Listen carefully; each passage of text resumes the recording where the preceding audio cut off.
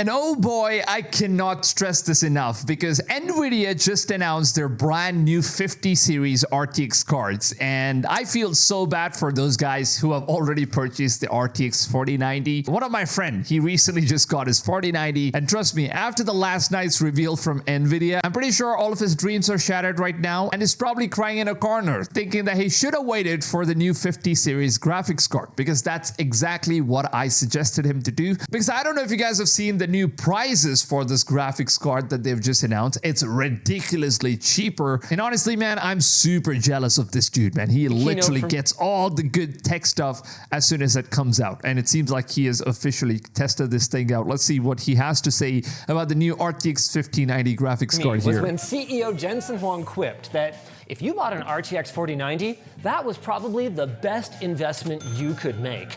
I mean, just consider all the...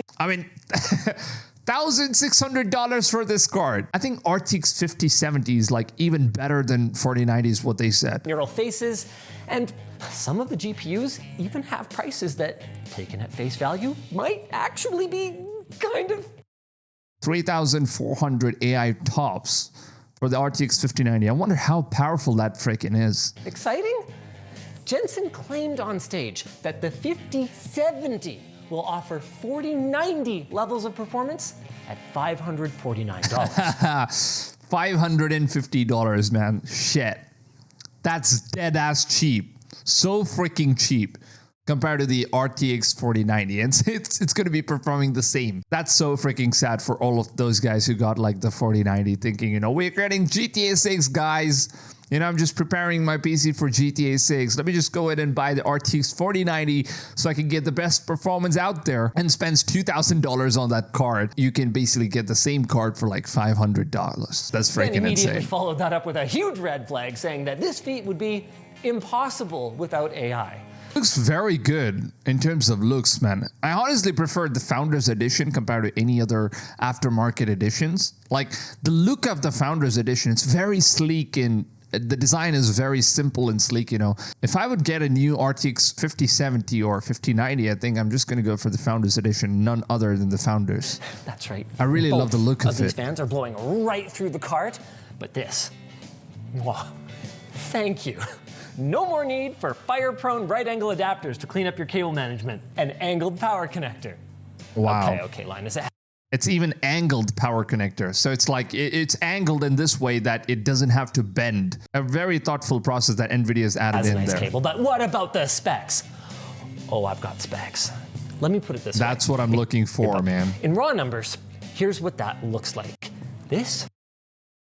Okay, so CUDA cores, 21700, 5080, 5070 Ti. Okay, we also have like a Ti version that's coming up. I mean, there's a massive difference between the 5070 and 5070 Ti in terms of like the CUDA cores, man. 6,000, it's like almost 9,000 over here. Shader cores, Blackwell is pretty much the same. Standard memory configuration, so we get the 5090 at 32 gigs. Wow, that seems like they have let down in terms of the amount of RAM that we get in the cards. 12 gigabytes for the 5070. And we got 16 gigabytes for 5070 Ti. I think if you want to go for like a higher VRAM, you are basically forced in order to go for like the RTX 5090, because most of the games, it's not going to run very well with the 12 gigabytes or 16 gigabytes as well, because most of the games, like even Red Dead Redemption 2, I think it's going to consume at least like 16 gigabytes. Like that's like the basic stuff that you need, and it's not really going to work well if you don't have that stuff. So yeah, it's going to be one heck of an upgrade. I can't wait to see it in action. I'm going to change here. Absolutely everything is cranked, and to their credit, they did load up frame view, so I won't be purely relying on feel to evaluate the difference. Okay, so hold on. What resolution? What resolution is he playing it on? So he set it at DLSS frame generation. So there's like an option called frame generation. I believe it's like 4K. Let's play on the 4090. Yep, that's a pretty powerful GPU still. 112 FPS. Wow. 112 FPS on Cyberpunk 2077 with ray tracing and everything cranked up. That's freaking loads of power, dude. How freaking powerful is this graphics card, And it's even honestly? more powerful than you probably realize. Before we move over to the 5090, this build of Cyberpunk has some new goodness baked into it, including NVIDIA's new Transformer model and DLSS 4. Oh my goodness. What the freaking hell is that? 27. Look at the difference, dude, with DLSS turned off, with ray tracing turned on, and then we have like the new DLSS 4 turned on. We are literally just jumping hundreds of FPS ahead. I wonder what kind of changes it's actually going to do though. Is it going to like very differently or very badly make the image look like super bad or something? Frame gen. So the results we're getting, even on the 4090 here, are not going to be comparable to your system at home. This guy is performing a little better thanks to some of these changes. It's nice that it's getting the extra help because this is not close. Even with his... I mean, DLSS 4, man, that's freaking insane. Hold on, where is he testing things out? Hold on, what is this? Total graphics power that's being used is 575 watts. Required system power is 1000 watts. So keep this in mind. If you're planning on getting an RTX 5090, you need to at least have about 1000 watts. Like, I mean, they kind of say that you need a requirement of 1000 watts, but if you want to stay on the safer side, because if you're using multiple monitors, or it depends on what kind of monitors you're using, I would strongly suggest you to get like 1100 watts or 1200. So just to be on the safer side, but it actually only uses 575, which is pretty good. It's not really tasking a lot on the power supply, to be honest. But for the first time in what feels like forever, at least we're getting more for the money. Like, this feels like a truly Halo tier product. The 500. Okay, so he basically explains DLSS 4. And AI-assisted ray tracing are doing a lot of heavy lifting here. Jensen gave us a bit of insight into this, telling us that out of the about 33 million pixels in his demo, only 2 million of them were calculated, with the rest extrapolated using AI. But, okay. I mean, it doesn't matter as long as it looks good, right? So how good does it look?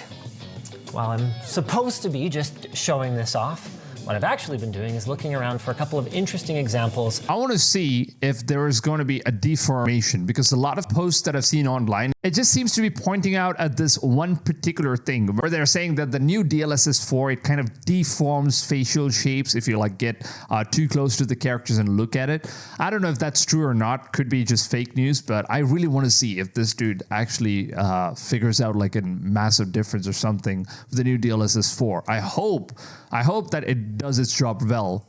Of how DLSS 4 doesn't handle everything perfectly. See the way this text kind of jitters and blurs if I move around? That's exactly what I was saying. The frame.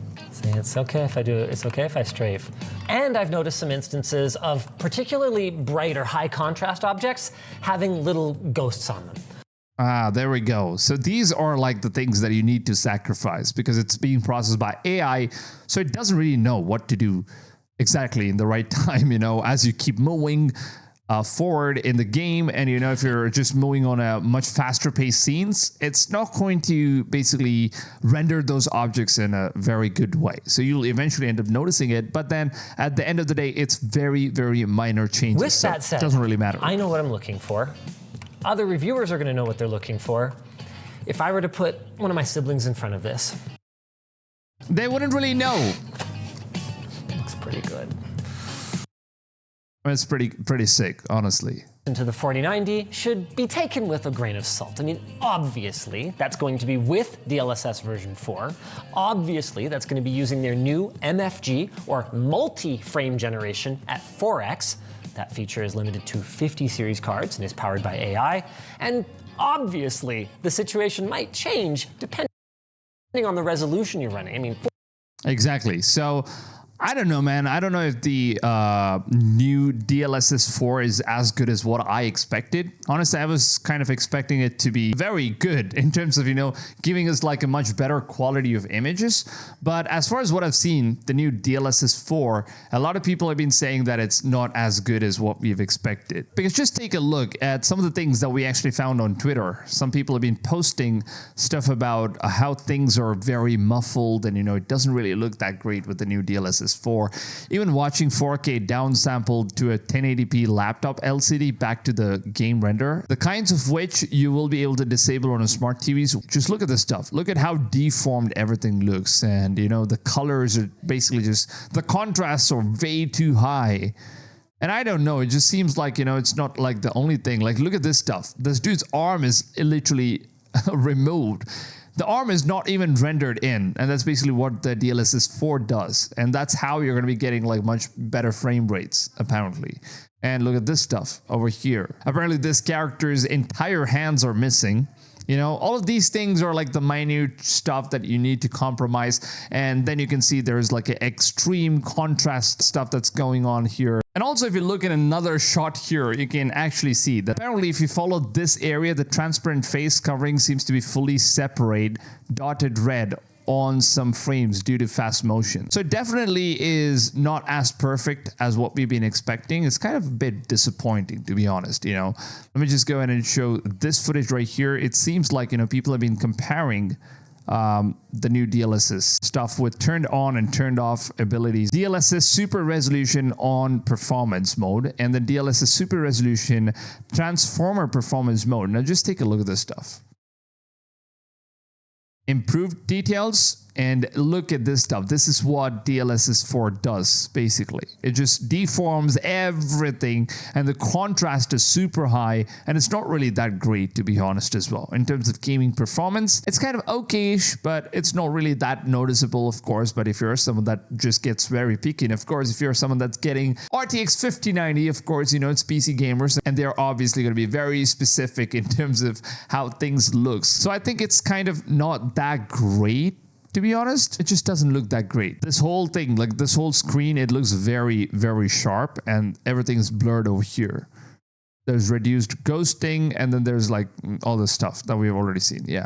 So there is massive changes. Of course, the performance is going to be massive. The performance is very good with the new NVIDIA cards, the RTX 5090s. But what is the cost of performance? There's going to be a lot of clarity and a lot of blurriness that you're going to be experiencing. We also have some more comparison here. I think this one gives us like a much better improved vision as to what it looks like. Take a look at this one. This one is like completely DLSS turned off, and then there's like the DLSS 2, which is like previous generation, DLSS 3.5, also previous generation, DLSS 4. This is like the new one. And as you can see, like everything in the cup, the details and all this stuff, it's kind of a little bit blurry. And on the DLSS 2, you can obviously see everything looks pretty much the same as DLSS turned off. But then there is a massive difference over here. The noodles over here, it basically is very blurry, of course. And obviously, it doesn't make a lot of difference if you're someone that really doesn't care about these minute differences. I think the DLSS 4 is going to be a very, very good thing for the amount of FPS that it's going to be boosting. Like, just take a look at this stuff, man. 35 ms of latency with 246 FPS. That's like massive shit, okay? First of all, the FPS boost is super high compared to the DLSS 3.5. Like, it only gives you 142, and look at the differences between these two. It's night and day differences in terms of FPS performance. If you are someone that really doesn't have like 244 hertz of monitor, I don't think it's going to be worth it. Eventually, you're going to be playing it at DLSS 3.5. So, of course, most of them are going to be using this option. So, I don't think it's going to be affecting much more. So, I think RTX 5090, it's still a wonderful graphics card, and it's going to do wonders, man. Wonders.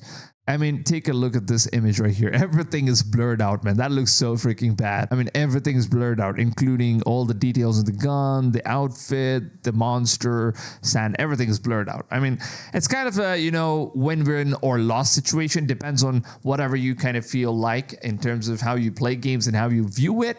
If these minor changes don't matter, I think that's a massive buff in terms of FPS. So let me know down below in the comments, what do you guys think? Are you going to be getting a new RTX 50 series graphics card? And if yes, which card are you guys going to be picking up? Let me know your thoughts in the comments down below. I would love to hear it from you guys. And if you want to stay updated more about new gaming content on this channel, then make sure to subscribe and turn the notifications on. That's the most important part of all. And with that being said, if you guys are going to enjoy this video, drop a like. It really means a lot to the channel. It helps the video a lot more than you guys think, and all of your support is really, really appreciated. Now, with that being said, hope you guys have a wonderful rest of your day, and I'll see you guys on the next one. Till then, take it easy, fams, and goodbye.